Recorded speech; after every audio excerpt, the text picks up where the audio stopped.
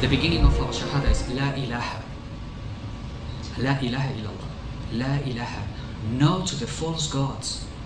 These are false gods, false fears. To understand them, it doesn't matter. You can sit down this afternoon and start thinking about how good is about the gold dinar or how bad is about the gold dinar. It's irrelevant. Thinking with that procedure will only bring you farther apart from the truth. You want to understand the gold dinar? Go to your heart, open your heart, remove your fears, place your taqwa into Allah, and you will wake up understanding the gold dinar completely. It will take you 2 seconds, but you can spend the rest of your life trying to understand economically what is good about the gold dinar. Nothing, because I don't care about the gold dinar. A piece of gold is as valuable to me as this piece of glass. It's irrelevant. It's not the gold that matters. It's freedom. It's the fact that Allah subhanahu wa ta'ala has given this freedom. And we have to wake up to it. And we have to restore the mu'amalat. And this is what Islam is about.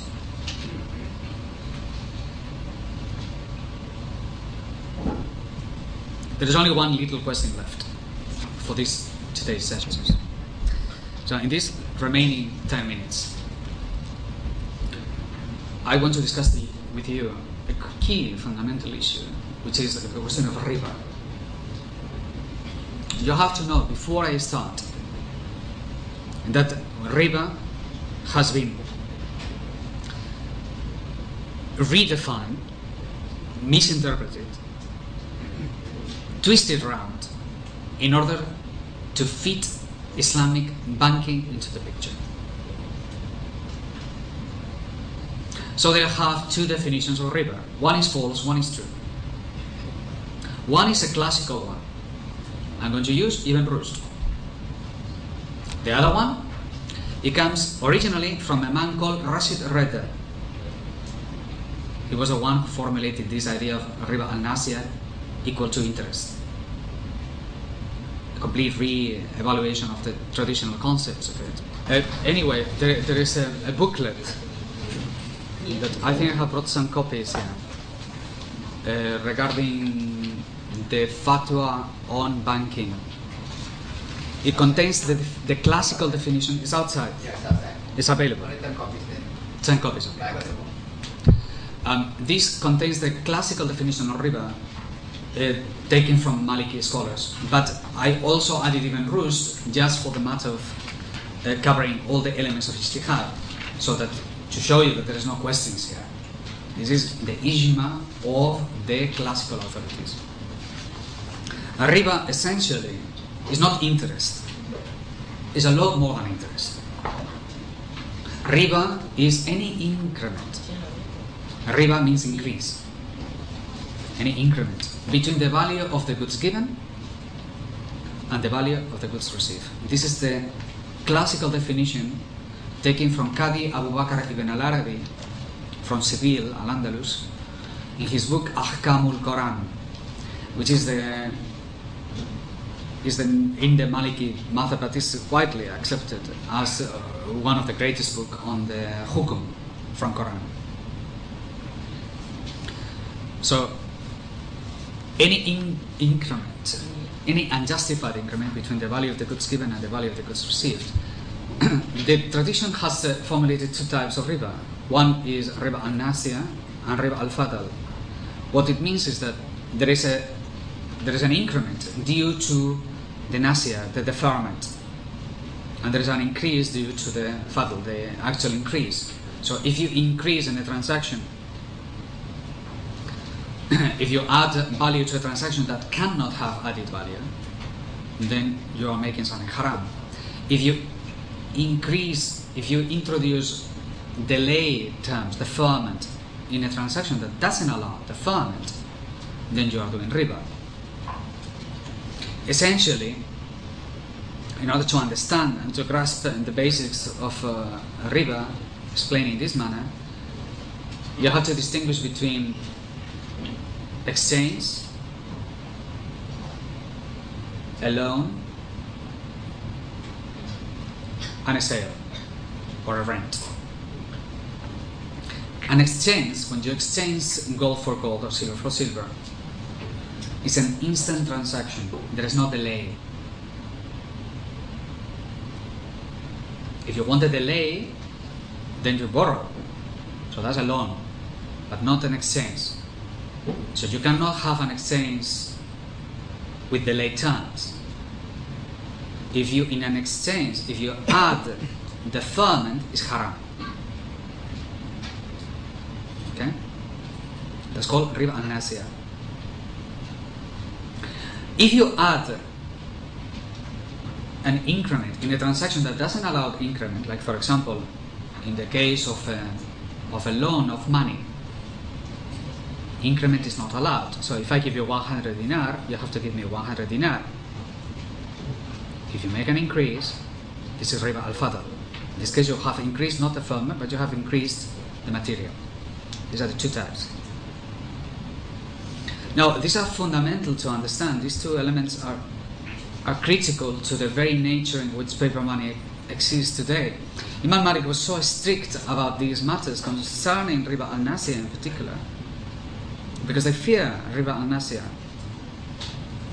that they said, well, Malik stated that if somebody comes to you in an exchange and he deposits the gold coins on top of the table, you have to put your exchange coins on top of the table and do hand to hand. It is not allowed for the person to come and put the gold on top of the table, and then the exchanger takes the money and puts it under the table, and then bring his coins on the table, because that would be riba al-Nasiah. Okay, that's seconds. Forget about futures, and things of the kind. It's not even a fraction of a second on gold that is known to be in possession of the person. It's how strict the matter is. Because if you allow that little opening, then it ends up in futures and things of the kind. And this is where the dayn and ayn comes into place. You say the ayn must be something tangible, and therefore dayn cannot be used in certain transactions. Okay? I'm going to deviate slowly from this subject just to explain to you where the problem with Rashid Reda comes in. Because Rashid Reda, he was not a scholar, he was a journalist. His teacher was Mohammed Abdu, who was a Freemason, made chief mufti of Egypt by Lord Cromer, the British ruler of Egypt, who was also from the Baring family, the famous banking family, the Barings. And he made him chief minister, and in his memories, Lord Cromer says, well, we chose Abdu because he was hated equally by the traditionalists and the secularists. Everybody hated him. And he was the most convenient for the European interest, he says in another sentence. In another one he says, well, after knowing Abdu quite well for a long time, I think he was really what we call agnostic. Agnostic. Okay? Abdu is the father of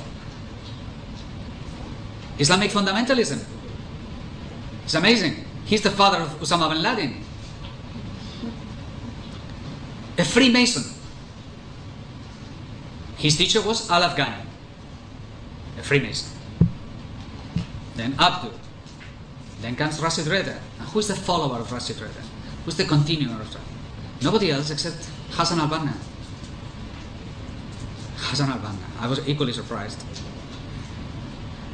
Hassan al-Banna was not a Freemason, but he was educated in the school created by Abdu. His father sent him there, and the newspaper that is the #1 newspaper of the Islamic modernism of Rashid Reda was called al-Manar. It was led by Rashid Reda. Who do you think it was the final editor of al-Manar after Rashid Reda was gone? Hassan al-Banna.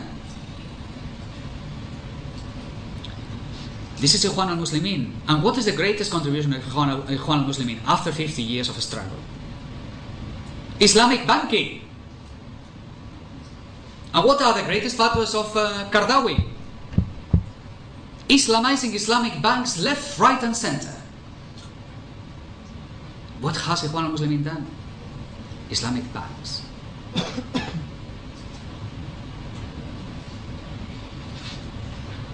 Together with our friends from Jamaat-al-Islamiyah in Pakistan, and Maududi and Iqbal, Islamic constitutions. In the subcontinent, they went obsessed with Islamic constitutions. The Islamization of constitution is the great achievement. And these are the teachers of the teachers who are coming here to teach Islam here in this country. Because the traditional Islam of Sheikh Ilis and the kind, who consider Abdu a kafir, these people disappeared.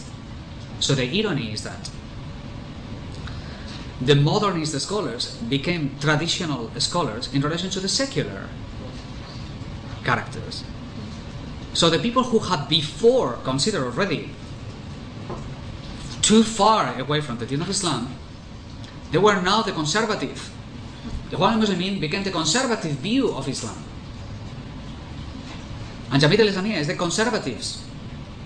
The people who are saying Islamic banking, Islamic constitution, Islamic stock exchange, Islamic everything. These are the conservatives.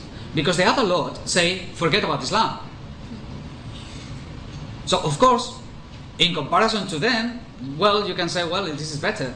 But this is not the solution either. In other words, if you want Islam, you have to go back 100 years back. Anything written in the last 100 years? Question mark. Go back. Just go back. Go back. Because mostly, for sure, you will get a good